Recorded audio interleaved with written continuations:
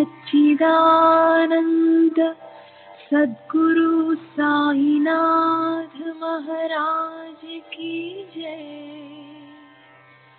सद्गुरु श्री साईनाथुनि शरद बाबूजी की जय।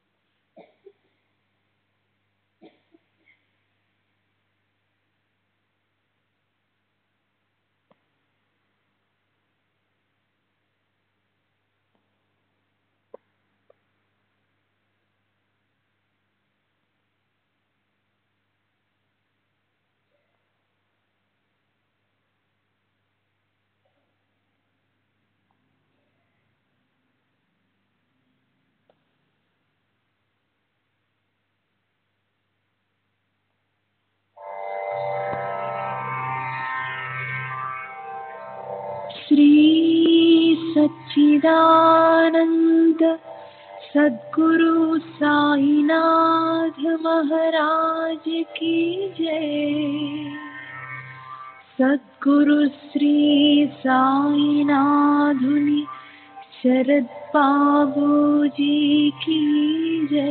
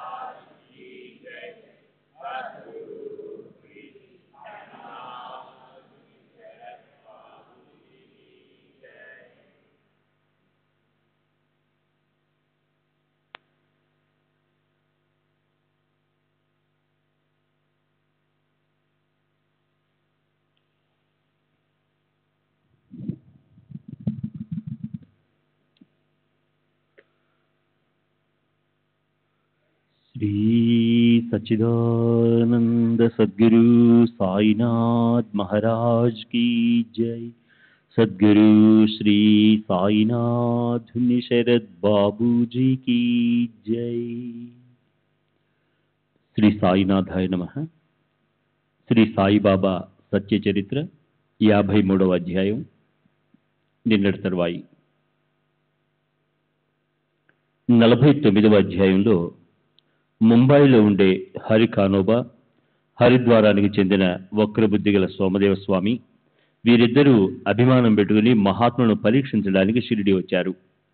దర్శనం చేసుకోగానే బాబా వారి మనసులో ఉన్న విషయం చెప్పినప్పుడు వాళ్ళు వెంటనే సిగ్గుపడ్డారు. సాయి చరణాల్లో మనసును పెట్టి వారి జన్మ జన్మల పాపాలను ప్రక్షాళనం చేసుకున్న వృత్తాంతం చెప్పారు. అలాగే బాబా దగ్గర కూర్చుని ఉన్నప్పుడు గోషాలో ఉన్న ఒక అందమైన స్త్రీ సౌందర్యాన్ని చూసి నానాసాహెబ్ చందోర్కర్ మనసు వికారానికి లోనైంది. ఈ విషయం కూడా చెప్పారు. 50వ అధ్యాయంలో తద్విద్ది ప్రణిపాతేన దీని అర్థాన్నే మరింత విస్తృతంగా చెప్పి దాన్ని సమర్థించడాన్ని రఘునాథరావు చిరంజీవి గోవిందరావు దాబోల్కర్ చేశారు. 51వ అధ్యాయంలో హరిసీతారాం దీక్షిత్, భక్త బాలరాం దురందర్, నాందేడ్ వకీలు పుండలికరావు షిరిడికి మొదట ఎలా వచ్చారు,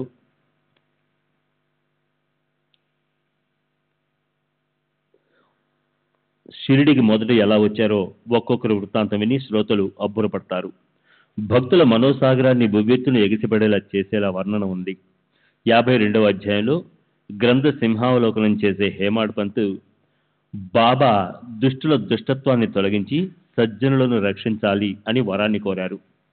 సద్గురు చరణాల్లో లీనమై తలను కళాన్ని వారికి అర్పించి గ్రంథాన్నంతా పూర్తి చేసి కృతార్థుడైనారు. ఈ ప్రకారంగా గోవిందరావు శ్రీ సాయి చరిత్ర అధ్యాయాలను పూర్తి చేశారు.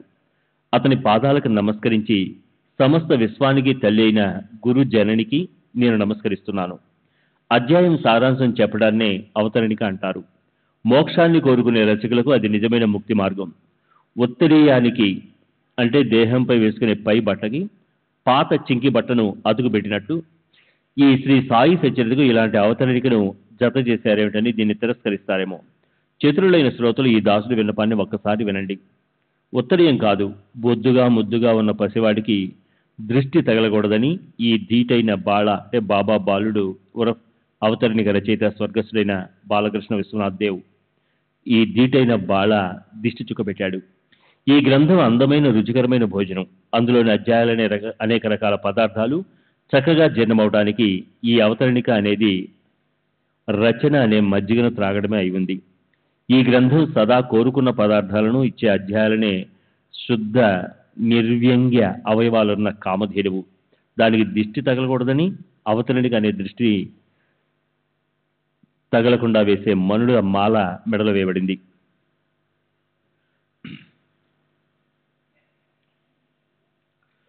సరే, హేమాడ్ పంత్ అధ్యాయ రచనలో అవలంబించిన పద్ధతిలోనే నాకు తోచిన విధంగా నేను ఇప్పుడు చెప్తాను. శ్రోతలు దీన్ని శ్రద్ధగా వినాలి. అన్నిటికన్నా ముందు అతను సద్గురు స్థవనం చేశారు. తరువాత వేదాంత నిరూపణను, సాయి బ్రహ్మస్వరూప వర్ణనను చేశారు. అన్నిటికన్నా చివర తనని భక్తులవి సాయిబాబా ఇచ్చిన అనుభవాలను అతను చెప్పారు. హేమాడ్ పంత్ మొదటి నుంచే శాస్త్ర వాంగ్మయంలో ప్రవీణుడు. అందులోనూ సద్గురు సాయి ప్రసన్నులై అతన్ని గ్రంథమనే పిండి వంటలు తయారు చేయడానికి వెంటనే ప్రతిభా సంపన్నుడిగా చేశారు. ఈ గ్రంథంలోని మధురమైన అనుభవాలను పొందిన వారి జనన మరణాల పరిభ్రమణ ఆగిపోతుంది. వారికి మోక్ష పదవి అనే అక్షయ సంపత్తి లభిస్తుంది. హేమాడ్ పంత్ రసభరితమైన వాణికి సాయి కృప అనే చక్కటి లాభం కలిగింది. దానికి పాలు చెరుకు రసాల యోగం పట్టింది. ఇక గ్రంథం గొప్పతనాన్ని ఏం వర్ణించను. గ్రంథకర్తలు ఎందరో ఉంటారు, కానీ విశ్వానికి ఆధారము లక్ష్మికి భర్త అయిన శ్రీ విష్ణువే అయిన నిజమైన సద్గురువు లభించినంత వరకు భాషకు చెందిన సుబోధతకి అధికారం ప్రాప్తించదు. శాస్త్రాలన్నింటినీ అభ్యసించినా సద్గురు కృప లేకపోతే ఇలాంటి గ్రంథ రచన జరగదు. ఈ మాట ఎంతో నిజం. ఈ శ్రీ సాయి సచ్చరితను ఎవరు స్తుతించగలరు? ఈ గ్రంథ యోగ్యతను దేనితోనూ పోల్చలేము. ఈ గ్రంథానికి హేమాడ్ పంత్ లాంటి కర్త లభించారు. ఇది ముముక్షులకు గొప్ప అదృష్టం అనాలి. గోవిందరావు అంటే హేమాడ్ పంత్ ముముక్షుల కోసం గ్రంథమనే మధుర పిండి వంటలు తగిన సమయంలో విపులంగా చేసి పెట్టడం వల్ల ఈ గ్రంథం అవనిపై ఉన్నంత వరకు ఈ జగత్తులో అతని కీర్తి గర్జించబడుతుంది. సద్గురు కృపతో ఉత్పన్నమైన ఈ గ్రంథం ధన్యం. ముముక్షులకు ఇది పూజనీయం. వారి యొక్క సారాసార విచారంలోని అసమర్థతను అది తొలగిస్తుంది. కోట్లాది జన్మల పర్యంతం చక్కటి పనులు చేయటం వల్లే గోవిందరావుకి ఈ సేవ లభించింది. గ్రంథరచన అనే మధురమైన మిఠాయి లభించింది. హేమాడ్ పంత్ విద్వాంసుడు, వేదాంత విద్యలో ప్రీతి ఉన్నవాడు, గొప్ప భక్తుడు. సాయి చరణాల్లో అతనికి ఎంతో ఆసక్తి. వేదాంత విషయాలు అర్థం చేసుకోవడం చాలా కష్టం. వాటిలో భక్తి జ్ఞానాలను జోడించి అలా గ్రంథాన్ని రచించడం గురు కృప లేకుండా నిజంగా కష్టం. శ్రీ సచ్చిదానంద సద్గురు సాయినాథ్ మహారాజ్ కీ జై. సద్గురు శ్రీ సాయినాథుని శరద్ బాబూజీ కీ జై.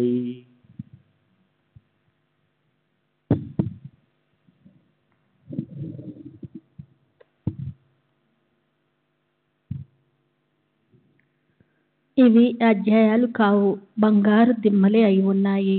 అందులో హేమాడ్ పంతు మహా గొప్ప ప్రయత్నంతో కథలనే అమూల్య రత్నాలను వాటి అర్థమనే తేజోకిరణాలతో సహా పొదిగాడు. ఈ అధ్యాయాలు సువాసనను గుబాళించే పూలతో కూర్చిన మాల. వాటిని ప్రేమికుడైన పసివాడు గోవిందుడు మనసారా శ్రీ సాయి సద్గురువు మెళ్ళో శుద్ధ భక్తితో అర్పించాడు. అనేక రకాలైన ఈ అధ్యాయాలు బంగారు కలశాలే అయి ఉన్నాయి. అందులో రఘునాథరావు పుత్రుడు గోవిందరావు ముముక్షుకుల అహంకారాన్ని అణచివేయటానికి గంగా జలాన్ని నింపిపెట్టాడు. ఈ గ్రంథమనే రణరంగపు ఆకాశంలో రఘునాథ పుత్రుడు గోవిందరావు తన బుద్ధి అనే కత్తితో రాక్షస ప్రవృత్తి గల లోకుల గర్వాన్ని, అభిమానాన్ని, డంబాన్ని తుతునియల చేసి అధ్యాయాలనే జయ పథకాలు ఎగరేశాడు.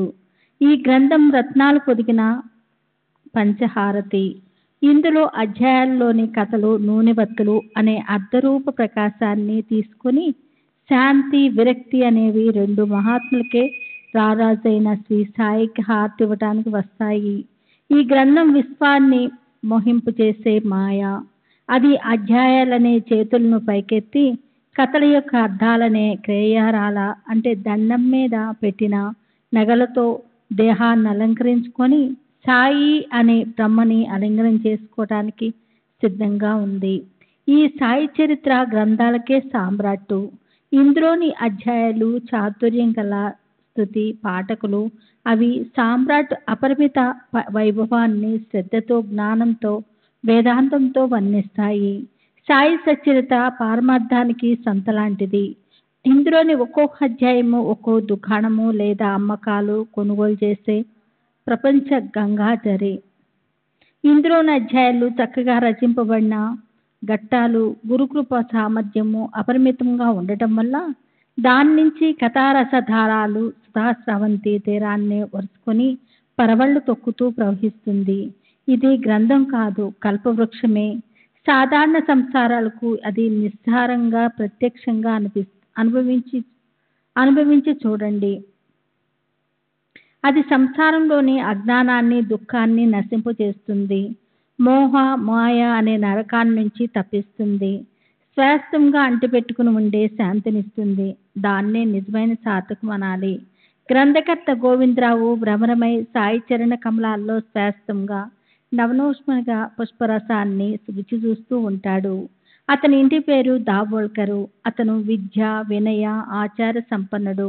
ఇంగ్లీష్ వారి సేవలో తత్పరుడైన ఒక అధికారి. అతని భార్య రఘుమాబాయి సౌశీల్యవతి, భావికురాలు, పతి పారాయణరాలు, వినయశీలి. ఆమెకు సాయి చరణాల్లో దృఢమైన విశ్వాసం ఉండేది.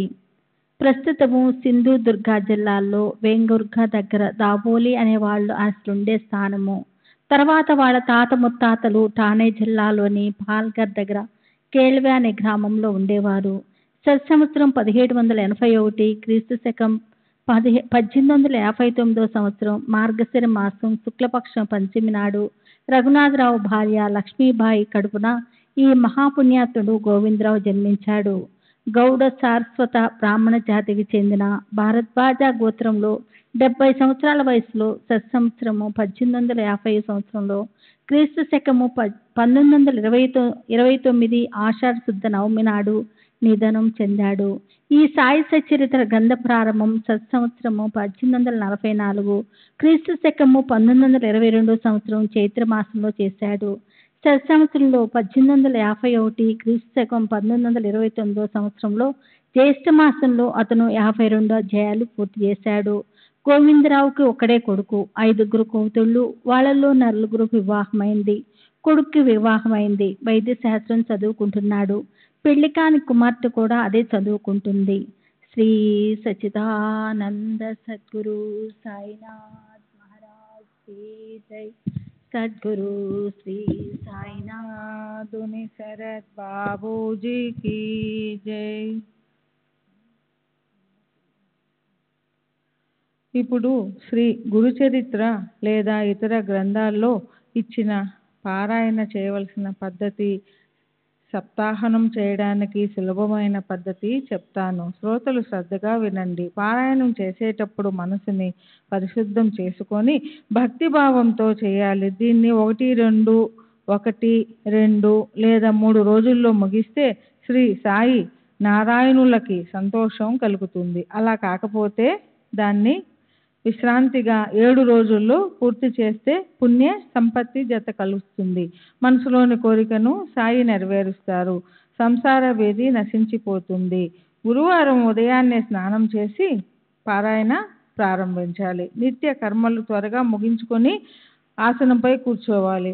అందంగా విశాలమైన మండపం తయారు చేసి అరటి స్తంభాలు, కొబ్బరి ఆకులు, వస్త్రాలు మొదలైన వాటితో పైన మనోహరంగా అర్చన చేసి దాన్ని అందంగా తయారు చేసుకోవాలి. అందులో ఎత్తైన ఆసనం అంటే పీట లేదా బల్ల వేసి చుట్టూరా వివిధ రంగుల్లో దృష్టికి సుఖదాయకమైన రకరకాల ముగ్గులు వేయాలి. తర్వాత సాయి సద్గురువుల విగ్రహం లేదా అందమైన చిత్రపటాన్ని తీసుకొని దానికి గుండెల నిండా పొంగి పొరలే ప్రేమతో నమస్కరించి దాన్ని ఆ ఆసనం మీద భక్తిపూర్వకంగా పెట్టాలి. తర్వాత శ్రీ సాయి సచ్చరిత్ర గ్రంథాన్ని పట్టు వస్త్రంలో చుట్టి సద్గురువు ముందు పెట్టి ఇద్దరికి పంచోపచారాలతో పూజ, గంధం, పుష్ప, ధూప, దీప నైవేద్యం చేసి గ్రంథాన్ని పఠించడం ప్రారంభించాలి. 8 రోజులు నియమంగా ఉండాలి. ఈ క్రింది నియమాన్ని పాటించవలసి ఉంటుంది. 1 స్నానం చేసి శుభ్రంగా ఉతికిన వస్త్రాలు ధరించడం. 2 ఉపవసించడం. 3 ఆచరణను శుద్ధంగా నీతిబద్ధంగా ఉంచుకోవడం. 4 స్త్రీ సంగం చేయకుండా ఉండడం. 5 భూమి మీద శయనించడం. కేవలం పాలు, పళ్ళు తీసుకోవడం లేదా వేయించిన ధాన్యాన్ని తినడం లేదా రోజంతా ఏమీ తినకుండా కేవలం రాత్రి వేళల్లో లేక పగటిపూటో ఏదో ఒక పూటే తిని ఉపవాసం చేయాలి. తూర్పు వైపున ముఖం పెట్టి సద్గురువు మూర్తిని మనసులో పెట్టుకొని మనసుని స్వస్థంగా చేసుకొని ఆనందంగా గ్రంథాన్ని చదవాలి. 8, 8, 7, 8, 6, 8, 7 ఆ ప్రకారంగా అధ్యాయాలను రోజు వరుసగా 7 రోజుల్లో చదివి 8వ రోజున కేవలం అవతరణిక అంటే చివరి 53వ అధ్యాయం చదవాలి. 8వ రోజు నియమాన్ని పూర్తి చేసి సాయి నారాయణునికి నైవేద్యం పెట్టాలి. ఆప్తులకు, బ్రాహ్మణులకు మంచి భోజనము, యథాశక్తి దక్షిణ ఇవ్వాలి. రాత్రి వైదిక బ్రాహ్మణులను పిలిపించి వారి చేత వేదాలను గట్టిగా చదివించాలి. తర్వాత చక్కెర వేసిన తీయటి పాలను త్రాగించి దక్షిణ ఇచ్చి వారిని సంతోషపెట్టాలి. చివరికి సాయి సద్గురు చరణాలకు నమస్కరించి ఆయన యోగ్యమైన దక్షిణ ఇవ్వాలి. దాన్ని షిరిడీ సంస్థానం నిధి అభివృద్ధి చెందడానికి పంపించాలి. దానివల్ల సాయి భగవానులు ప్రసన్నులై భక్తులకు వరాలిచ్చి సంసార భయమనే సర్పాన్ని నాశనం చేసి మోక్షమైన గుప్త నిధిని చూపిస్తారు. శ్రీ సచ్చిదానంద సద్గురు సాయినాథ్ మహారాజ్ की जय। సద్గురు శ్రీ సాయినాథ్ శరద్ బాబూజీ की जय। ఏ రకమైన వ్రత విధానమైన ఏదో ఫలప్రాప్తి కోసం చేస్తున్నప్పుడు కఠిన పద్ధతి వ్రతాన్ని పాటించవలసి ఉంటుంది. అయితే దేన్ని కోరకుండా కేవలం భక్తిభావంతో ఉపాస్య దేవతను ప్రసన్నం చేసుకోవడానికి ఏదో ఒక నియమాన్ని పాటిస్తున్నప్పుడు అందులో భక్తి, శ్రద్ధ అనేవి గొప్ప మహత్తు కలవి. శారీరక అసమర్థత వల్ల లేదా ప్రాపంచిక అవరోధాల వల్ల ఈ నియమాన్ని కఠినంగా పాటించలేకపోతే దయామయుడైన పరమేశ్వరుడు క్షమిస్తాడు. నాకు అష్టోపచారాలతో కూడిన పూజ అవసరం లేదు. ఆపరంపరంగా భావన ఉండే స్థానంలో నేను ఉంటాను. రోజుకి 6, 7 లేదా 8 అధ్యాయాలు సప్తాహంలో ఒకే స్థానంలో కూర్చొని చదవవలసి ఉంటుంది. కానీ వయసు మీరటం వల్ల, హృదయ వికారాల వల్ల నాకు అది సరిపోదని నేను ఉదయం నిత్య పూజ తరువాత మధ్యాహ్న భోజనం అయిన కొద్ది విశ్రాంతి తీసుకున్న తర్వాత మిగిలిన అధ్యాయాలు చదివేవాణ్ణి. ఇంతకాలం విలంబనం తర్వాత మధ్యలో లఘుశంక మొదలైన వాటి వల్ల అశుద్ధత వస్తే అప్పుడు కాళ్ళు చేతులు కడుక్కొని వచ్చి బాబా విభూతి పుట్టుకొని శుద్ధమయ్యేవాణ్ణి. అలాగే పై నియమాలు పాటించటంలో భూమి మీద పడుకునే విషయం కూడా ప్రస్తావించబడింది. ఇంతకుముందు ఇంట్లో అలికి మట్టి నేల ఉండేది. అప్పుడు కేవలం చాప లేదా జంపకాన వేసుకుని దాని మీద పడుకోవటం బాగా ఉండేది. అయితే ప్రస్తుతపు రాళ్ళుపరిచిన నేల మీద లేదా టైల్స్ మీద ఏ వయసులో కూడా వర్షాకాలం లేదా శీతాకాలంలో చలిలో నిద్రపోవటం అంటే అనారోగ్య బారిన పడటమే అవుతుంది. అప్పుడు చరిత్ర పట్టణం ఎక్కడా కనుక మంచం మీద ఫోమ్ రబ్బర్ పరుపుల మీద విశ్రాంతిగా పడుకోకుండా క్రింద పలుచని పరుపు వేసుకొని నిద్రించడం అనే అర్థాన్ని నేను తీసుకున్నాను. ఆ ప్రకారంగా ప్రతి సంవత్సరం శ్రావణ మాసంలో సప్తాహం చేయటం నా నియమం. బాబాను నేను ఏది కోరను, కానీ ప్రతిసారి సప్తాహానంతరం 10-12 రోజుల్లో ఒకేలాగా శుభవార్తలు వచ్చేవి. ఎన్నాళ్ళుగానో పేరుకుపోయిన చిక్కు ప్రశ్నలు విడిపోయి అనేక రకాలుగా విశేషించి ధనప్రాప్తి కోరుకుంటే లభించేది. ఇది నా అనుభవము. శ్రీ సచ్చిదానంద సద్గురు సాయినాథ్ మహారాజ్ కీ జై.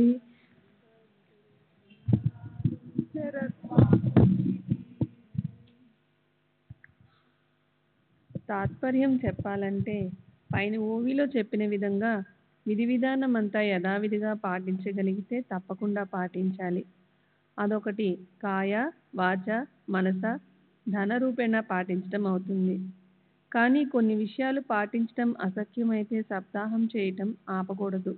గ్రంథాన్ని భక్తిభావనతో పారాయణ చేయటం, సావకాశంగా అర్థమయ్యే వరకు అర్థం తెలుసుకొని చదవటం, అందులోని ఉపదేశం ప్రకారం ప్రవర్తనను సరిచేసుకోవటం ఇది ముఖ్యం. మొదటి పారాయణలో అది సాధించబడకపోతే తరువాత పారాయణలో అది తప్పక సాధించబడుతుంది. ఇది గుర్తుపెట్టుకోవాలి. శ్రీహరి తన భక్తుల చేతిలో ఆటబొమ్మ. అమాయకులైన భావికుల కోసం అలమటిస్తాడు. ప్రేమకు పూర్తిగా అమ్ముడుపోతాడు. కానీ భక్తి ఉన్నట్లు నటించే వారిని ఆయన ఎన్నడూ కలవరు. శ్రీ సచ్చిదానంద సద్గురు సాయినాథ్ మహారాజ్ కీ జై. సద్గురు శ్రీ సాయినాథ్ శరత్ బాబూజీ కీ జై. శ్రోతలారా, మీరే మహాత్ములు. మా సుఖానికి ఆశ్రయస్థానం మీరే. ఈ దాసుడు మీ పాదాలకు చేసే విన్నపం ఏమిటంటే,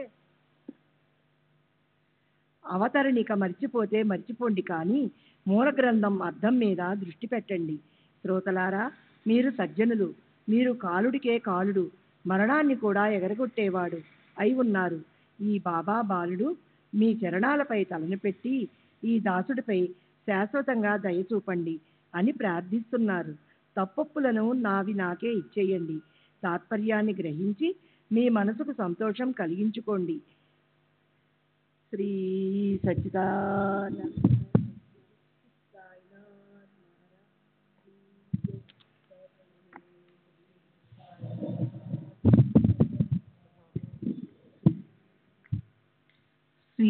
ఓ సాయి గణేశ మీకు నమస్కారం. ఓ సాయి బ్రహ్మదేవ మీకు నమస్కారం. ఓ సాయి శ్రీ విష్ణు మీకు నమస్కారం. ఓ సాయి శ్రీ శంకర మీకు నమస్కారం. ఓ సాయి శ్రీ దత్తాత్రేయ మీకు నమస్కారం. ఓ సాయి ఇంద్రదేవ మీకు నమస్కారం. ఓ సాయి శ్రీ విఠల మీకు నమస్కారం. ఓ సాయి చంద్రదేవ మీకు నమస్కారం. ఓ సాయి అగ్ని నారాయణ మీకు నమస్కారం. ఓ సాయి చైతన్య స్వరూప సూర్య మీకు నమస్కారం. ఓ సాయి జ్ఞానసాగర మీకు నమస్కారం. ఓ సాయి శ్రీ జ్ఞానేశ్వర మీకు నమస్కారం. ఈ అవతరణిక అనే శబ్దాలతో పుష్పాంజలి తెచ్చి నమస్కారాలనే నామావళిని గురు చరణాలకు అర్పించి నేను సాయి జనని ప్రసన్నం కావాలని ప్రార్థిస్తున్నాను. ఈ ప్రకారంగా శ్రీ సాయి సద్గురువు ప్రేరణ కలిగించిన బాబా దాసుడు బాలి రచించిన శ్రీ సాయి సమర్థుల సత్య చరిత్రలో అవతరణిక అనే పేరుగల 53వ అధ్యాయం ముగిసింది. శ్రీ సద్గురు సాయినాథార్పణమస్తు. శుభం భవతు.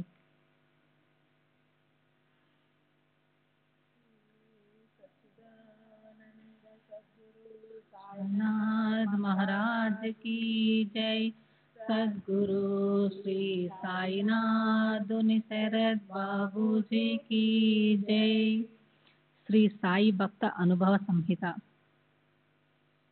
జస్టిస్ ఎంబి రేగే, జూన్ 11వ తేదీ 1936. జస్టిస్ రేగే తన అనుభవాలను చిన్ని కృష్ణ రాజా సాహెబ్ బహదూర్ అనే పేరుతో వెల్లడించారు. శ్రీ సాయిబాబాను నేను సృష్టి స్థితి లయకారకునిగా భావిస్తాను. వారు మహాసమాధి చెందక ముందు కూడా నేను అలాగే భావించేవాడిని. ఇప్పటికీ నాలో అదే భావం ఉంది. వారు ఎక్కడికి వెళ్ళిపోలేదు. ఇప్పటికీ ఎప్పటికీ మనతోనే ఉన్నారు, ఉంటారు. నా దృష్టిలో బాబాకు పరిమితులు లేవు. వారు సశరీరులుగా మా మధ్య సంచరిస్తున్నప్పుడు ఆయన పాంచభౌతిక రూపం మా దృష్టిని విశేషంగా ఆకర్షించేది. కానీ ఎక్కువ భాగం నా ఎరుకలో నిలిచింది మాత్రం ఆయన అనంత తత్వమే. మూర్తీభవించిన ఓ మనోమయ దివ్య తత్వంగా నాకు ఆయన గోచరించేవారు. పరిమితులు లేని అనంత తత్వం మానుష రూపంలో లీలా మాత్రంగా ఇమిడిపోయి మా కనుల ముందు సంచరిస్తున్నట్లు అనిపించేది. ఇప్పుడు ఆ పాంచభౌతిక దేహం కనుమరుగై సాయిబాబా అనే అవధులు లేని కేవల దివ్యతత్వం మాత్రమే మిగిలింది. వేదాంత తత్వశాస్త్రాల పట్ల నాకు ఆసక్తి లేదు. సాయిబాబా కొన్ని సందర్భాలలో దృష్టాంతాలు, నీతి కథలతో నిగూఢంగా మాట్లాడేవారు.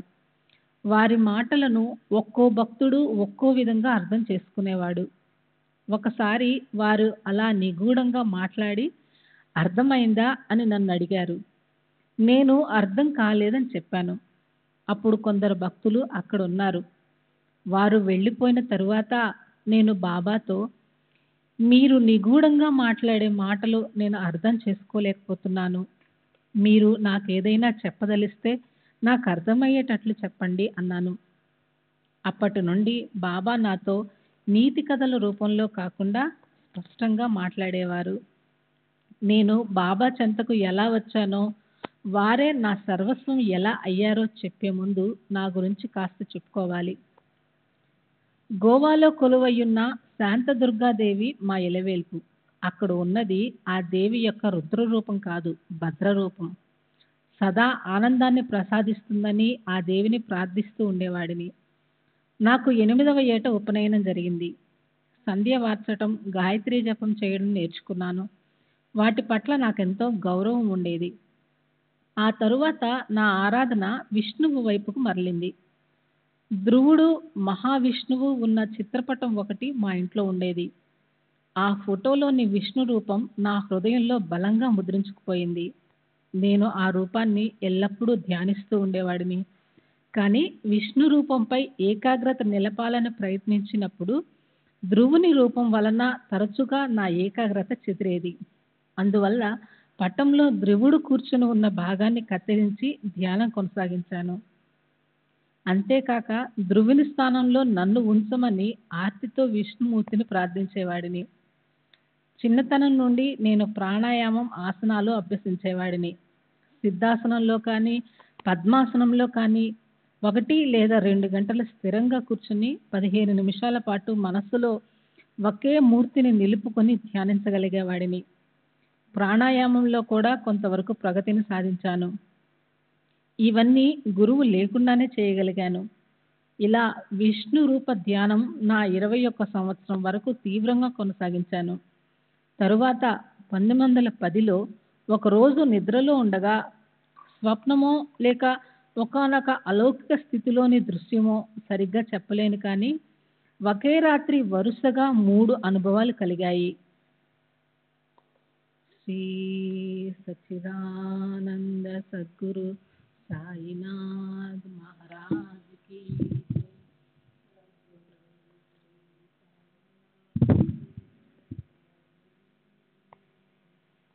శ్రీ సచ్చిదానంద సద్గురు సాయినాథ్ మహారాజ్ की जय సద్గురు శ్రీ సాయినాథుని శరత్ బాబూజీ की जय మొదటి అనుభవంలో నేను మంచంపై పడుకొని ఉండగా నాలో ఏదో మార్పు జరిగినట్లుగా అనిపించింది. నేను నా దేహం నుండి విడిపోయినట్లు, దాని నుండి వేరుగా ఉన్నట్లు గ్రహించాను.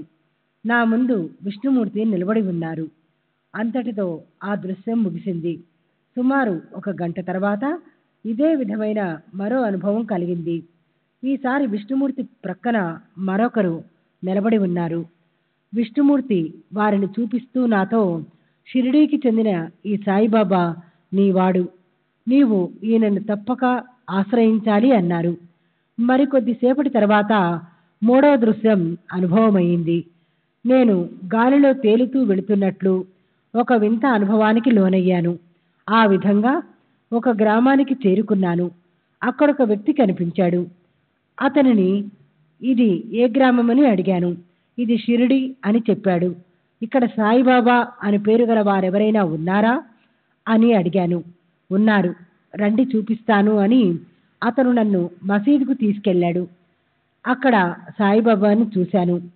బాబా కాళ్ళు చాచుకొని కూర్చొని ఉన్నారు. నేను వెళ్ళి భక్తితో వారి పాదాలపై నా శిరస్సు నుంచాను. వెంటనే బాబా లేచి, నువ్వు నా దర్శనం చేసుకుంటున్నావా? నేను నీకు రుణగ్రస్తుడను, నేనే నీ దర్శనం చేసుకోవాలి అంటూ వారి శిరస్సును నా పాదాలపై ఉంచారు. ఈ 3 దృశ్యాలు నన్ను ఎంతో ప్రభావితం చేశాయి. సాయిబాబా తమ సహజ రీతిలో కూర్చొని ఉన్న ఫోటో ఒకటి అంతకు మునుపు చూసి ఉన్నాను. కానీ అప్పటికి బాబా గురించి నాకు ఏమీ తెలియదు. బాబా తరచుగా కాళ్ళు చాచుకొని కూర్చుంటారనే విషయం కూడా నాకు అప్పుడు తెలియదు. దృశ్య అనుభవాలను వాటిలో చెప్పినట్లుగా బాబా నాకు నిర్ణయింపబడిన గురువో కాదో అనే విషయాన్ని నిర్ధారించుకునేందుకు కొంతకాలం తర్వాత షిరిడీకి బయలుదేరాను.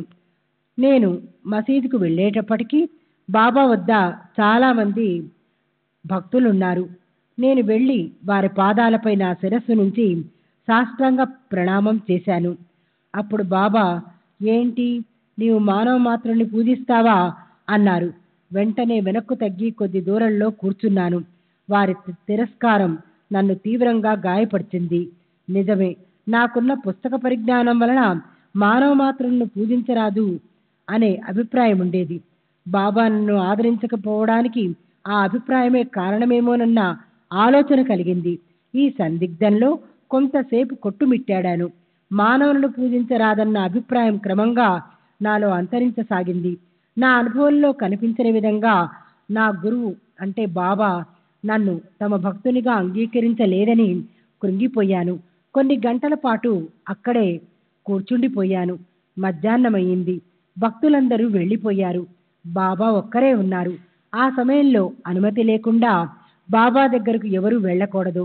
అలా వెళితే కీడు జరుగుతుందని భక్తుల అభిప్రాయం. కానీ నేను ఆ విషయాలేవి పట్టించుకునే స్థితిలో లేను. ఏ ఆశయంతో షిరిడి వచ్చానో అది నెరవేరలేదు. ఇక భయపడేందుకు ఏముంది? బాబా నా తల బద్దలు కొడతారేమో, కొట్టని ఇలా ఆలోచిస్తూ మెల్లగా వారిని సమీపించసాగాను.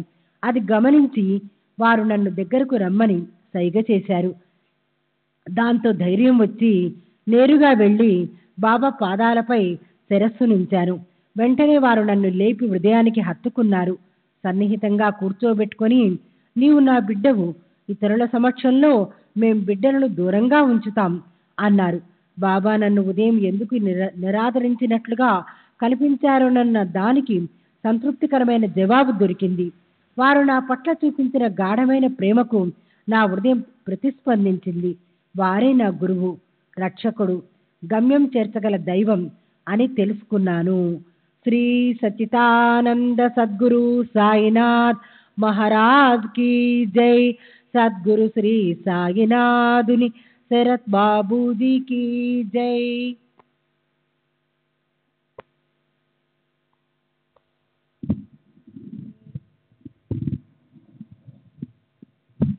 శ్రీ సచ్చిదానంద సద్గురు साईनाथ महाराज की जय। सद्गुरु श्री సాయినాథుని శరద్ బాపూజీ కీ జై. వారే నా గురువు, రక్షకుడు, గమ్యం, చేర్చగల దైవం అని తెలుసుకున్నాను. తర్వాత బాబా నన్ను ఆయి వద్దకు వెళ్ళి ఉండమన్నారు. రాధాకృష్ణ ఆయిని బాబా రామకృష్ణి అని పిలిచేవారు. అప్పటి నుండి ఆమె చనిపోయేంత వరకు నేను ఎప్పుడు షిరిడీ వెళ్ళినా రాధాకృష్ణ ఆయి ఇంటిలోనే బస చేసేవాడిని. బాబాను దర్శించడానికి వెళ్ళినప్పుడు తప్ప షిరిడీలో మిగతా సమయమంతా ఆయి ఇంటి వద్దనే గడిపేవాడిని. ఆయి ఉదాత్త భావాలు గల ప్రేమమయి. ఆయి అంటే తల్లి. మొదటి నుండి ఆయిని నా తల్లిగానే భావించాను. ఆమె కూడా నన్ను కన్నబిడ్డలా ఆదరించేది. బాబా ప్రతిరోజు ఆమెకు ఒక రొట్టెను ప్రసాదంగా పంపేవారు. ఆ రొట్టెతోనే ఆమె జీవనం గడిచేది. నేను షిరిడీలో ఉన్నప్పుడు బాబా 2 రొట్టెలు పంపేవారు. ఒకటి ఆమెకు, మరొకటి నాకు. నేను షిరిడీలో లేనప్పుడు బాబా వద్ద నుండి అదనంగా రొట్టె వస్తే నేను దారిలో ఉన్నానని, కొద్దిసేపట్లో షిరిడీకి రాబోతున్నానన్న దానికి సంకేతంగా ఆయి గ్రహించేది. ఆయికి బాబాపై ఉన్న భక్తి అపారం. ఆమె కేవలం బాబా కోసమే జీవించేది.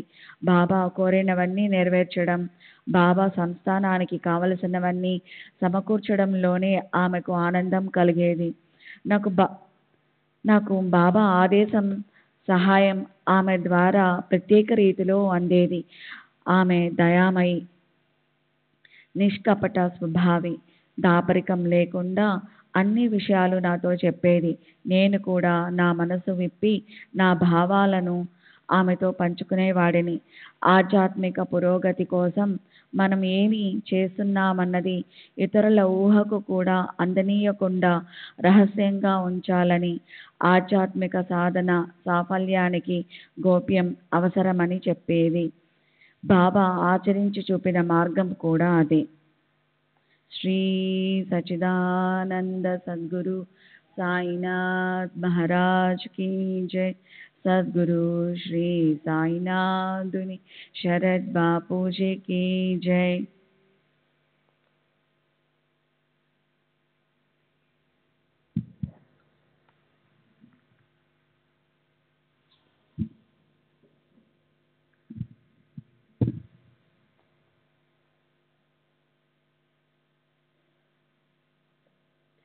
जिन्ने कमाया उन्ने छुपाया. కబీర్. దేనినైతే పొందారో దానిని గుప్తంగా ఉంచుతారు. ఆయి శ్రావ్యమైన కంఠంతో మధురంగా పాడేది. సంగీతం ఆమె ఆధ్యాత్మిక సాధనలో భాగం. ఆమె సితార్ కూడా వాయించగలదు. నాకు కూడా సంగీతం పట్ల ఎంతో మక్కువ. ఆ పాటలు వింటున్నప్పుడు భక్తి పారవస్యంలో నాకు సులభంగా మనోలయమయ్యేది. అంతర్ముఖం కావటం, తీవ్ర ధ్యానం. ఈ భక్తుడు క్రింది విషయాలు కూడా చెప్పాడు. బాబాకు మంచి సంగీత పరిజ్ఞానం ఉంది. చక్కటి సంగీతాన్ని మెచ్చుకొని అభినందించేవారు. వారికి ముఖ్యంగా భజన, కీర్తనలంటే మక్కువ. ఒక్కొక్కసారి అర్ధరాత్రి తనకు కబీరు పంపి కీర్తనలు పాడించుకొని వినేవారు. రాగాలలో దొర్లిన తప్పులు సవరించి సంగీతంలోని మెలకువలు బోధించేవారు. అంతేకాకుండా మధురమైన కంఠంతో బాబా స్వయంగా పాడేవారు. ఒకసారి నేను ఆయి ఏ విధమైన సాధన మాకు ఉపయుక్తంగా ఉంటుందోనని చర్చించుకున్నాం. కీర్తనలు, భజనలు ఒక విధంగా మంచివే, కానీ అవి బయట వాళ్ళను ఆకర్షిస్తాయి. అంతేకాదు, కేవలం అవి మాత్రమే మా పురోగతికి సరిపోవని అనుకున్నాం. అందువల్ల జపమైతేనే బాగుంటుందని నిర్ణయించుకున్నాం. తర్వాత ఏ నామ జపమైతే బాగుంటుందోనన్న ప్రశ్న తలెత్తింది. ఎక్కువ మంది రామనామం విఠలుని నామం జపిస్తారని, కానీ తనకు సాయియే దైవం కాబట్టి వారి నామం జపిస్తే చాలునని, అయితే నేను చేసుకోదలుచుకుంటే విఠలనామం చేసుకోవచ్చని ఆయి చెప్పింది. నేను విఠలుడిని చూడలేదని, ఆమెకేది మంచిదైతే నాకు అదే మంచిదని, నేను కూడా బాబా నామమే జపిస్తానని చెప్పాను. ఇలా నిర్ణయించుకొని మేమిద్దరం ఎదురెదురుగా కూర్చొని 1 గంట సేపు సాయి నామ జపం చేశాము. అదే రోజు సాయిబాబా నాకు కబురు పెట్టారు. వెళ్ళి వారిని దర్శించగానే, ఉదయం ఏం చేశావు అని అడిగారు. జపం చేసుకుంటూ గడిపానని చెప్పాను. ఎవరి నామం జపించావు అని అడిగారు. నా దేవుడి నామం జపించానని చెప్పాను. తిరిగి ఎవరు నీ దేవుడు అని అడిగారు. నా దేవుడెవరో మీకు తెలుసు అని జవాబిచ్చాను. వారు చిరునవ్వు నవ్వి సరే అన్నారు. మమ్మల్ని జపం చేసుకోమని నేరుగా తెలియజేయకున్నా నాకు ఆయికి ఈ జపము చేయటానికి స్ఫూర్తినిచ్చినది బాబానే అని నాకు అర్థమయ్యింది. నా విషయంలో జపమే సాధనని బాబా అంగీకరించారు. ఇక వారు నిర్దేశించిన గమ్యం, సాధ్య లేక జీవిత పరమార్థం ఏమిటి, ఏ లక్ష్యాన్ని దృష్టిలో ఉంచుకొని మానవుడు సాధన చేయాలి. బాబా సాధన విషయం పరోక్షంగా తెలియజేశారు కాబట్టి గమ్యం విషయం కూడా పరోక్షంగానే తెలియజెప్పారు. వారు చెప్పిన విషయాలన్నింటినీ బట్టి గాఢమైన ప్రేమ ద్వారా దేవుని చేరాలి. దేవుని ఏ రూపంలోనైనా, ముఖ్యంగా ప్రేమమూర్తి అయిన గురువు రూపాన్ని చేరాలి అని స్పష్టమవుతుంది. వారిని అనన్యంగా ప్రేమించడం ద్వారా అది సాధ్యమవుతుంది. మేము ఆచరించింది అదే. వారి అపారమైన ప్రేమతో మాచే ఆచరింప చేసింది అదే. శ్రీ సచ్చిదానంద సద్గురు సాయినాథ్ మహారాజ్ కీ జై. సద్గురు శ్రీ సాయినాథుని శరత్ బాబూజీ కీ జై.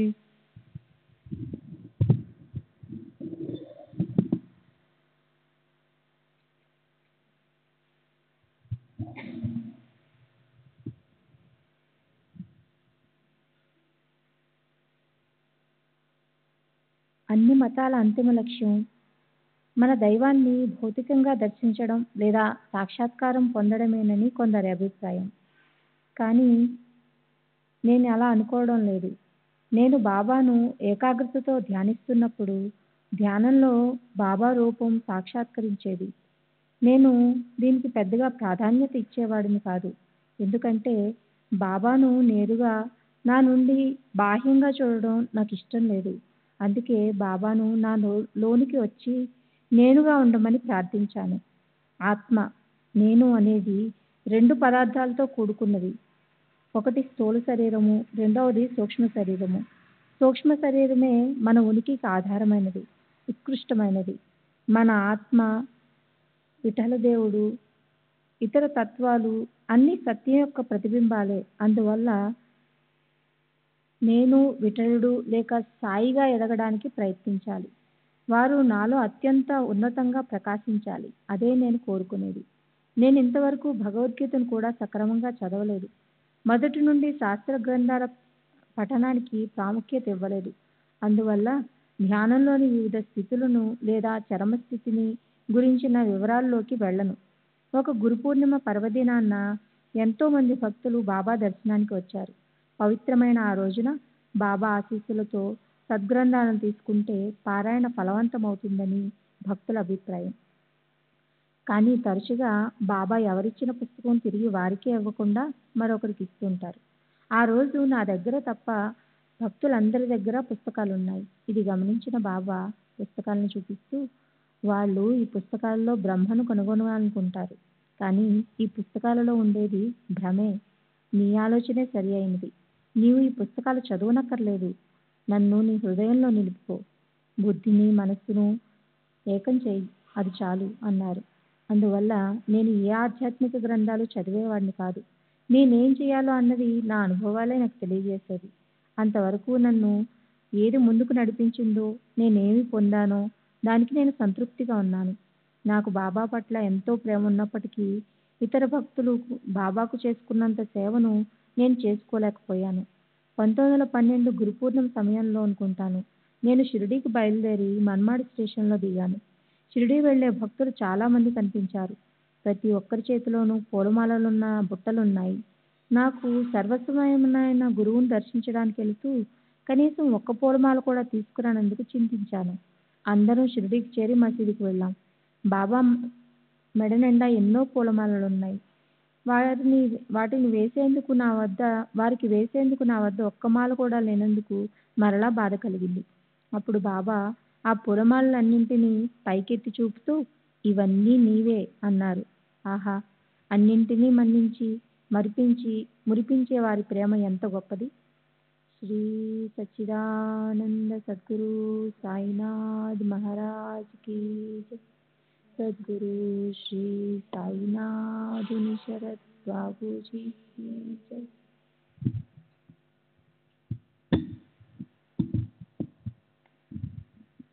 అదే సంవత్సరం 1912 మరొకసారి షిరిడీ వెళ్ళి బాబాని దర్శించాను. అప్పుడు నా జేబులో 100 రూపాయలున్నాయి. బాబా 40 రూపాయలు దక్షిణ అడిగారు. వెంటనే ఇచ్చాను. కొద్దిసేపైన తర్వాత మరో 40 రూపాయలు అడిగారు. ఆనందంగా సమర్పించాను. మళ్ళీ 20 రూపాయలు అడిగారు. నా వద్ద మిగిలి ఉన్న 20 రూపాయలు కూడా ఇచ్చేశాను. ఇక ఒక్క పైసా కూడా మిగలలేదు. ఉన్న డబ్బంతా బాబాకు ఇవ్వగలిగినందుకు సంతోషించాను. కాసేపటికి బాబా నన్ను మరలా పిలిచి దక్షిణ అడిగారు. నా దగ్గర ఇచ్చేందుకు ఏమీ లేదని చెప్పాను. నీ వద్ద డబ్బు లేకుంటే ఎవరినైనా అడిగి తెచ్చి ఇవ్వు అన్నారు. ఎవరి వద్దకెళ్ళమంటారో వారిని చెప్పమన్నాను. బాబా శ్యామా దగ్గరికి వెళ్ళమన్నారు. నేను శ్యామా దగ్గరికి వెళ్ళి జరిగింది చెప్పి డబ్బు అడిగాను. అప్పుడు శ్యామ, నీవు బాబాను సరిగా అర్థం చేసుకోలేదు. బాబాకు డబ్బు గడ్డిపోచతో సమానం. బాబాకి కావాల్సింది నీ బుద్ధి, మనస్సు. అంతేకాదు నీ సమయాన్ని, ఆత్మను బాబాకే సమర్పించాలని వారి ఉద్దేశం అన్నాడు. నేను మసీదుకి వెళ్ళి శ్యామ చెప్పినదంతా బాబాకు వివరించాను. వారు చిరునవ్వు నవ్వి దీక్షిత్ను అడగమన్నారు. నేను దీక్షిత్కు విషయమంతా చెప్పాను. డబ్బు లేకపోవడం, డబ్బు లేదా మరేదైనా యాచించవలసి రావడం అవమానంగా తలచరాదని, తనకు తాను గొప్ప అన్న భావన ఉండరాదని నాకు బోధించడానికే బాబా ఇదంతా జరిపిస్తున్నట్లు దీక్షిత్ చెప్పాడు. నేను బాబా దగ్గరికి తిరిగి వెళ్ళి దీక్షిత్ చెప్పిన విషయాలు వారికి నివేదించాను. బాబా నవ్వి, ఈసారి నానాసాహెబ్ చాందోర్కర్ దగ్గరికి వెళ్ళి అప్పు అడగమన్నారు. నేను నానాసాహెబ్ కోసం ఖండోబా ఆలయానికి వెళ్ళాను. అక్కడ నానాసాహెబ్ ఉపాసనీతో కలిసి ఆధ్యాత్మిక గ్రంథాలు పారాయణ చేస్తున్నాడు. నేను నానాకు జరిగినదంతా చెప్పి బాబా ఆదేశానుసారం డబ్బు కోసం వచ్చినట్లుగా చెప్పాను. వెంటనే నానాసాహెబ్ తన లౌక్యాన్ని ప్రదర్శించాడు. నిజమే, బాబా దక్షిణ అడిగినప్పుడు మన దగ్గర డబ్బు లేకుంటే ఎంత సంకటంగా ఉంటుందో నేను ఊహించగలను. అందుకే నేను షిరిడీ వచ్చేటప్పుడు సగం డబ్బు కోపర్గాంలో దాచి ఉంచుతాను. ఇప్పుడు కూడా అలాగే చేశాను. ఇంటి నుండి 200 రూపాయలు తీసుకువచ్చి అందులో 100 రూపాయలు కోపర్గాంలో ఉంచాను. బాబా అడిగినప్పుడల్లా దక్షిణ సమర్పిస్తూ చేతిలో డబ్బు అయిపోగానే గోపురగాం నుండి మిగిలిన డబ్బు తెప్పించుకుంటాను. నువ్వు కూడా అలాగే చెయ్యి అన్నాడు. నానాసాహెబ్ చెప్పిన విషయాలన్నీ బాబాకు నివేదించాను. నేనక్కడ కూర్చుని ఉండగానే బాబా వెంటనే నానాను 3 సార్లు పిలిపించి మొదటిసారి 40 రూపాయలు, రెండవసారి 40 రూపాయలు, మూడవసారి మిగిలిన మొత్తాన్నంతా దక్షిణగా అడిగి తీసుకున్నారు. నానాసాహెబ్ వెంటనే కోపర్గాంలో ఉన్న 100 రూపాయలు తెమ్మని మనిషిని పంపాడు. ఆ డబ్బు వచ్చేలోగా బాబా నానాను మళ్ళీ దక్షిణ అడిగారు. తన వద్ద డబ్బు లేదని చెప్పవలసి వచ్చినందుకు నానా చిన్నబుచ్చుకున్నాడు. ఈ సంఘటన ద్వారా బాబా అవసరాలన్నీ తీర్చగలమని, వారు అడిగినవన్నీ ఇవ్వగలమని ఎవరైనా అనుకుంటే అది కేవలం భ్రమ అన్న విషయం నానాసాహెబ్కు, నాకు, అక్కడున్న వారందరికీ అర్థమైంది. దక్షిణ అడగడాన్ని ఒక్కొక్క భక్తుడు ఒక్కో విధంగా ఎలా అర్థం చేసుకుంటాడో బాబా ఈ విధంగా తెలియజేశారు. బాబా దక్షిణ అడగడంలోని అంతరార్థం నానా శ్యామ దీక్షితులు చెప్పినది కాదు. నానాసాహెబ్కు, నాకు కొన్ని విషయాలు బోధించడమే బాబా ఉద్దేశం. డబ్బు, కానుకలు బాబా లెక్క చేయరు. వారు భక్తుల నుండి కోరుకునేది హృదయపూర్వకమైన ప్రేమ మాత్రమే. అటువంటి ప్రేమ బాబా యందు కలిగి ఉండడమే నా లక్ష్యం. ఈ విషయం బాబాకు తెలుసు. అందుకే నా మనసెరిగి తదనుగుణంగా స్పందించారు. బాబా మాత్రమే అలా స్పందించగలరు. శ్రీ సచ్చిదానంద సద్గురు సాయినాథ్ మహారాజ్ की जय. సద్గురు శ్రీ సాయినాథ్ శరత్ బాబూజీ की जय. శ్రీ సచ్చిదానంద సద్గురు సాయినాథ్ మహారాజ్ की जय. సద్గురు శ్రీ సాయినాథ్ శరత్ బాబూజీ की जय. బహుశా 1915లో అనుకుంటాను, రామనవమి ఉత్సవాలకు షిరిడీ వెళ్ళదలచాను. బాబాకు సమర్పించదగిన కానుకేదైనా కొనాలని తలచి ఇండోరులో బట్టల బజారుకి వెళ్ళాను. అక్కడ ఒక చోట చాందారులో తయారైన ఢాకా మస్లిన్ వస్త్రము ఒకటి నన్న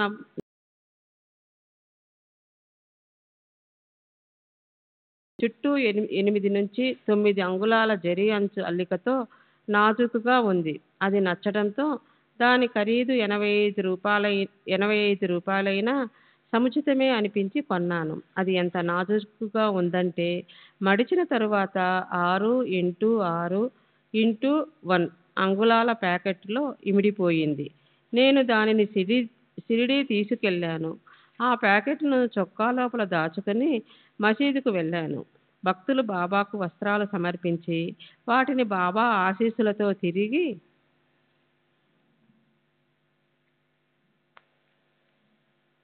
పొందాలని ఆశించేవారు. బాబా ఆ విధంగానే చేసేవారు. బాబాపై నాకున్న ప్రేమను వారు గుర్తిస్తే, అంటే నాకు వారికి భేదం లేదన్న నా భావం వారు గుర్తించినట్లయితే, నా కానుక నాకు తిరిగి ఇవ్వకుండా వారే స్వీకరించాలి అని అనుకున్నాను. సాధారణంగా బట్టలు, శాలువలు తెచ్చిన భక్తులందరూ వాటిని బాబాపై కప్పుతారు. సేవకులు ఇది ఎవరిది అని అడుగుతూ ఎవరిది వారికి ఇచ్చి వేస్తారు. నేను వెళ్ళి నమస్కరిస్తూ బాబా నా కానుకను తిరిగి ఇవ్వకూడదని తెచ్చిన ప్యాకెట్ను నేర్పుగా బాబా గద్దె క్రింద దాచాను. ఎవరు సమర్పించిన కానుకలు వారికి తిరిగి ఇవ్వబడ్డాయి. కానీ నేను గద్దె కింద దాచిన ప్యాకెట్ను ఎవరూ గమనించలేదు.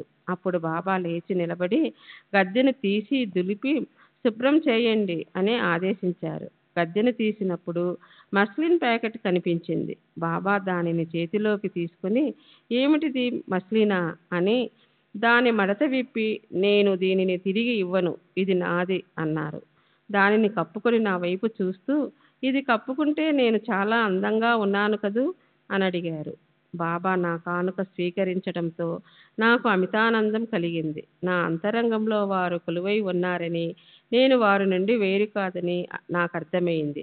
అదే సంవత్సరం బాబా మరో సంఘటన ద్వారా మా ఏకత్వాన్ని తెలియచేశారు. నేను ఎప్పటి వలె షిరిడీ వెళ్ళి ఆయి ఇంటిలో ఉన్నాను. ఒకరోజు మధ్యాహ్నం మసీదులో బాబా ఏకాంతంగా ఉన్నప్పుడు నన్ను పిలుచుకురమ్మని ఒక వ్యక్తిని పంపారు. నేను వెళ్ళగానే ఆ వ్యక్తిని పంపించి వేసి నన్ను ఆప్యాయంగా దగ్గరకు పిలిచి కౌగలించుకున్నారు. తర్వాత తమ చెంత కూర్చుండబెట్టుకొని, నా ఖజానా తాళపు చేవి నీ చేతిలో పెడుతున్నాను, నీకేం కావాలో కోరుకో, నెలకు 5 రూపాయలు కానీ 100 రూపాయలు కానీ నీ ఇష్టం, నీకేది కావాలన్నా ఇస్తాను అన్నారు. వారు నన్ను ప్రలోభ పెడుతున్నారేమోననిపించింది. అయినా నేను కోరుకోవలసింది ఏముంది? నాకు ఏది అవసరమో, ఏది అనవసరమో, ఏది ఇవ్వాలో, ఏది ఇవ్వకూడదో సర్వం వారికి తెలుసు.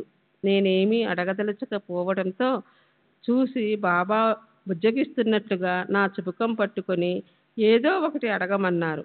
అప్పుడు నేను, బాబా, నేను అడిగిన నేను అడిగిన దానిని ఇస్తారా అన్నాను. బాబా ఇస్తాను అన్నారు. అయితే ఈ జన్మలోనే కాక రాబోయే జన్మలన్నిటిలోనూ మీరు నన్ను విడిచి వెళ్ళకూడదు, ఎప్పుడు నాతోనే ఉండాలి అన్నాను. అప్పుడు వారు ఆనందంతో నన్ను మెల్లగా తడుతూ, సరే, నువ్వెక్కడ ఉన్నా ఏమి చేస్తున్నా నీ లోపల వెలుపల ఎప్పుడూ నీతోనే ఉంటాను అన్నారు. నాకు అమితానందం కలిగింది. వారు ఎప్పుడూ నాతోనే ఉన్నారన్నది నాకు అనుభవం అవుతుంటుంది. వారు నాతోనే ఉన్నారని నిదర్శనం ఇవ్వడానికి అప్పుడప్పుడు నాకు సాక్షాత్కరిస్తుంటారు. నన్ను సరైన మార్గంలో నడిపిస్తుంటారు. చాలా సంవత్సరాల తరువాత నా కుమారుడు మరణించాడు. అప్పుడు మేము అనేక కుటుంబాలు నివాసముంటున్న ఒక భవంతిలో ఉన్నాము. కుమారుని మరణానికి నా భార్య కృంగిపోయి విలపించసాగింది. బిడ్డను బాబానే తీసుకెళ్లారని, మనకేది మంచిదో వారికి తెలుసు గనక మనం దుఃఖించకూడదని పెద్దగా విలపిస్తే జనం గుమికూడతారని చెప్పాను. బిడ్డ నిర్జీవ దేహాన్ని చూస్తూ ఆమె భరించలేకుండా ఉండడంతో మరుసటి ఉదయం అంత్యక్రియల వరకు విశ్రాంతి తీసుకోమని ఓదార్చి నేను ఆమెను లోనికి పంపాను. చనిపోయిన బిడ్డను ఒడిలో పెట్టుకుని కూర్చొని ఉండగా నాకు బాబా కనిపించి నన్ను బయటకు తీసుకువెళ్ళి, నీకు చనిపోయిన బిడ్డ కావాలో నేను కావాలో తేల్చుకో. రెండూ కావాలంటే పొందలేవు. పిల్లవాడే కావాలనుకుంటే బ్రతికిస్తాను, కానీ నేను నీతో ఉండను. ఈ బిడ్డను బ్రతికించుకోవాలని అనుకోకపోతే నీకు తర్వాత ఎంతోమంది పిల్లలు పుడతారు అన్నారు. నేను ఏ సంకోచము లేకుండా నాకు మీరే కావాలి అన్నాను. అయితే దుఃఖించకు అని చెప్పి బాబా అంతర్ధానం అయ్యారు. ఆ విధంగా నాకు అవసరమైనప్పుడు బాబా దర్శనమిచ్చి తగిన ధైర్యాన్ని ఇస్తుంటారు. వారి కృప వలన నాకు కావలసినవన్నీ నెరవేరుతుంటాయి. నేను వారిని ఎప్పుడు ఐహికమైన కోరికల కోసం ప్రార్థించి వారికి ఇబ్బంది కలిగించను. నాకు తగినంత ఆదాయం ఉంది, ఆస్తిపాస్తులు ఉన్నాయి, బీమా రక్షణ ఉంది. నాకున్న దానితో సంతృప్తిగా ఉన్నాను. ఎప్పుడైనా డబ్బు అవసరం ఏర్పడితే బాబా కృప వలన ఎలాగో డబ్బు సర్దుబాటై సమస్య తీరిపోయేది. నాకు దేనికి లోటు లేదు.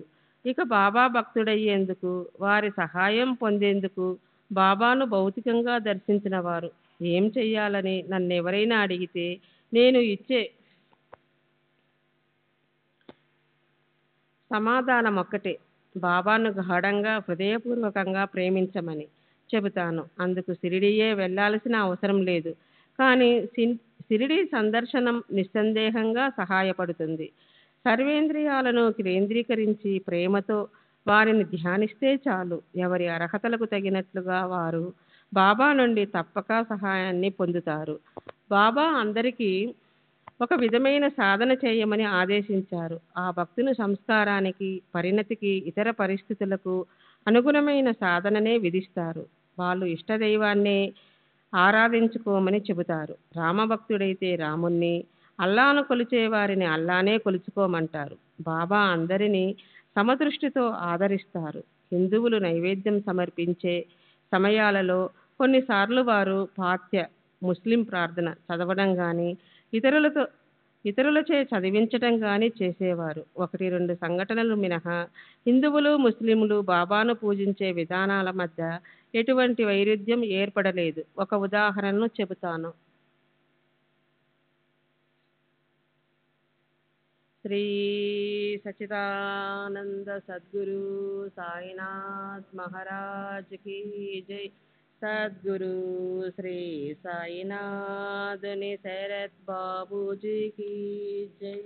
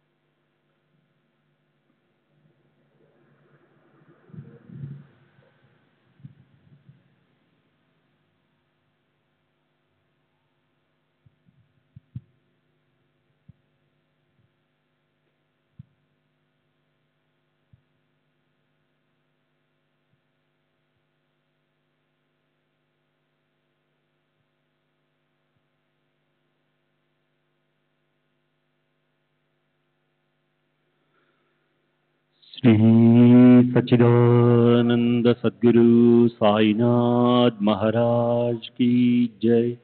सद्गुरु श्री साईनाथ शरद बाबू जी की जय। साई रहम नजर करना, बच्चों का पालन करना। साई रहम नजर करना, बच्चों का पालन करना। जाना तुमने जगत पसार, सब ही झूठ जमाना।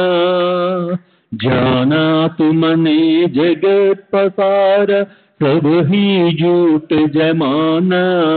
साई रहम नजर करना, बच्चों का पालन करना। साई रहम नजर करना, बच्चों का पालन करना। मैं अंधा हूँ बंधा आपका, मुझसे पढ़ दिखलाना।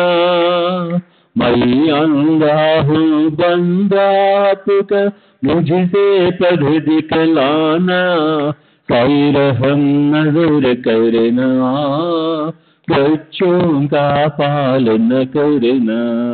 साई रहम नजर करना, बच्चों का पालन करना। दासगण कहे अब क्या बोलूं, थक गई मेरी रसना। दासगण कहे अब क्या बोलूं, थक गई मेरी रसना। साई रहम नजर करना, बच्चों का पालन करना। साई रहम नजर करना, बच्चों का पालन करना।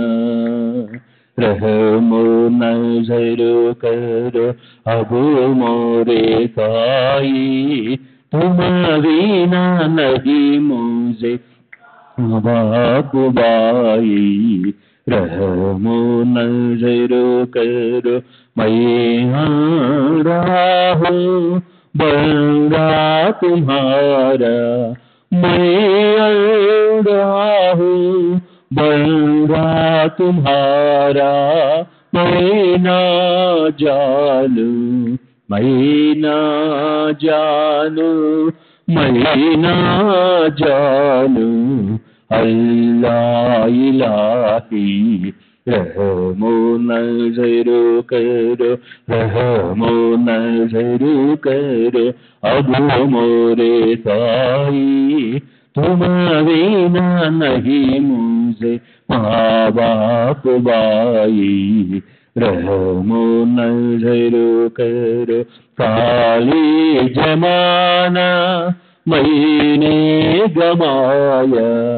साली जमाना मैंने गमाया।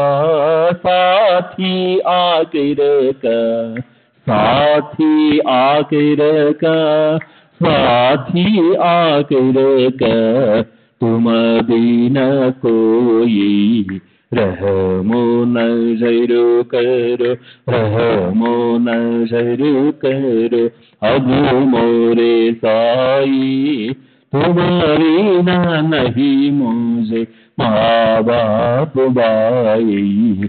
रहमो नजर करो अपने मस्जिद का झाड़ू गड़ो है। अपने मस्जिद का झाड़ू गड़ो है। मालिक हमारे, मालिक हमारे, मालिक हमारे तुम बाबा साई। रहमो नजर करो, रहमो नजर करो अब मोरे साई। तुम बिना नहीं मुझे माँ बाप बाई। रहमो नजर करो। श्री सच्चिदानंद सद्गुरु साईनाथ महाराज की जय। सद्गुरु श्री साईनाथ शरद बाबू जी की जय।